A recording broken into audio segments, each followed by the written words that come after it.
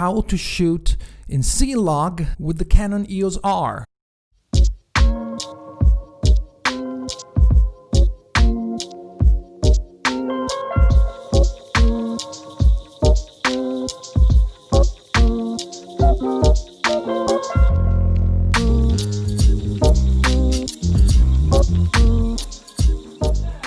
Michael is not feeling good today. Michael, how are you? He doesn't feel like talking. Okay, today I would like to talk about the best settings to shoot in C-Log with the Canon EOS R, just after the intro.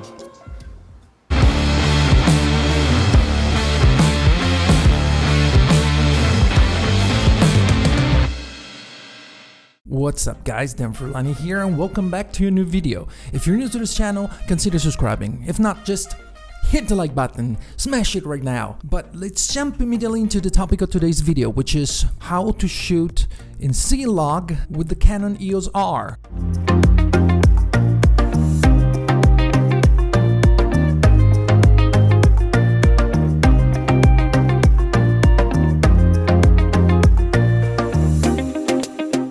So, the first thing you should do when you open the menu, you should select 24 frames per second, because if you want to shoot in C-Log, it means you want to shoot something cinematic, and 24 frames per second is the most cinematic frame rate, right?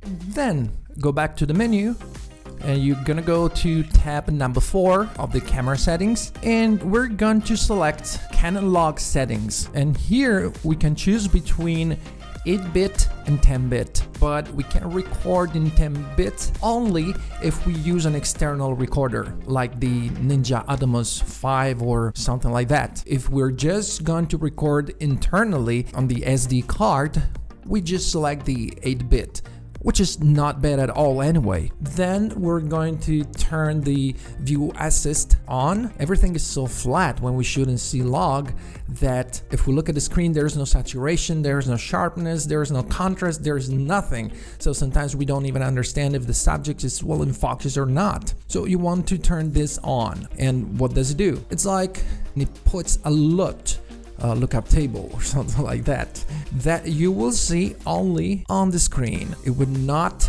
go in the final file. That's just meant to help you to see what you're actually filming when you're shooting. Then we go back to the Canon log settings. We click on color matrix, enter the matrix. Welcome to the matrix. There was a movie, right? Never mind. And here we have Cinema EOS original and neutral. And here it depends on your own personal tastes. You can shoot some footage with the EOS original and some other in natural, and then figure out what you feel more comfortable with when you go in post and pull up the colors and the final result. If you're using your Canon EOS R paired with a cinema camera like the C200 for example, well, I suggest you stick to the Cinema EOS original, because then it will make it easier for you to work it in post and make it look like the footage from the C200 or C100 Mark II, for example.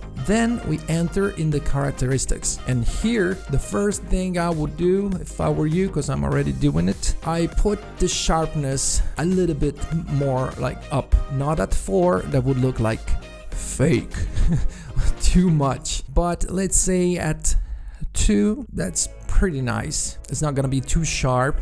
You can add some sharpness in post, but my advice, don't leave it at 0 and don't put it up to 4 or something.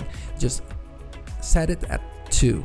Okay, let's move on. We go a little bit back where there is the white balance and the white balance correction, and there what I usually do, you see these letters, the one on the left, or the blue output, I set it to B2 because it gives the skin a little bit more natural tone. So we're almost done. The last thing, when we go back and we exit the menu, you should set the ISO to 400. 400 is the native ISO for the Canon EOS R. That's when the image looks best. Try to stick to it as much as possible. I mean, of course, don't be afraid to push up the ISO when needed, but stick to 400 as much as you can when possible. And of course, the last thing, since we're shooting in 24 frames per second, you want to set your shutter speed at double.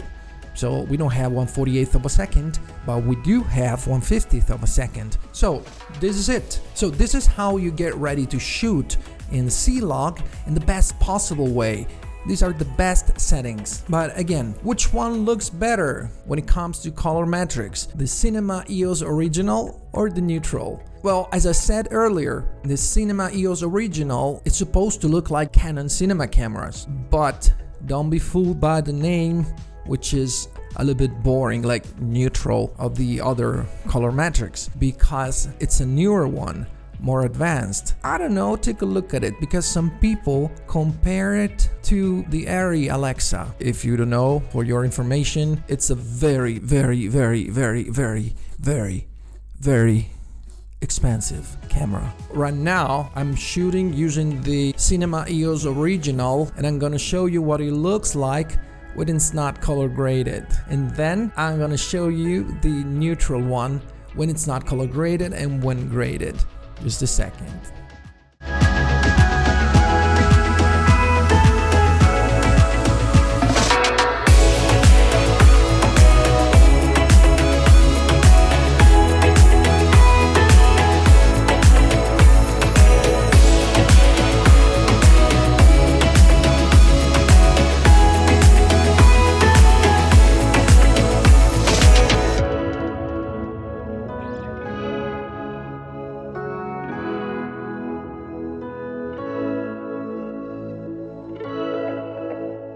So what do you think about it? Which one do you prefer? Leave a comment down below and let me know. And since you're there, hit the like button and take a look at the links in the description where you can find all my gear and stuff and things and my gear. I think that's it for today. If you enjoyed this video, hit the like button, smash it right now, subscribe if you ain't already, and I will see you guys in the next video.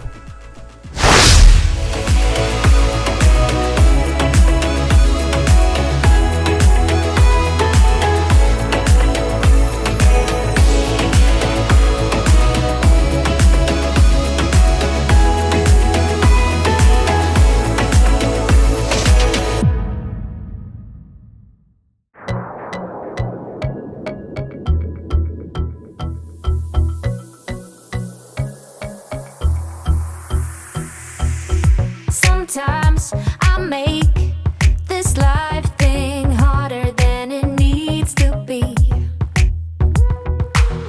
Not dead yet, true shit. So why do I worry about what I can't see? I've been stressing about money for my rent, but the money that I spent last night with my friends was worth it. Sometimes I make this life thing harder than it needs to be. So many lights, lights, lights with us tonight, night, night. Don't let them go to waste. Look into my